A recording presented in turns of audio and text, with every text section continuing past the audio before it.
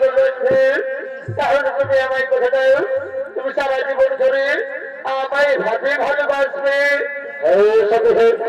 আমি তোমায় কথা দিলাম আমি সারা জীবন ধরে তোমায় এভাবে ভালোবাসবো সাথী, তোমায় এভাবেই ভালোবাসবো।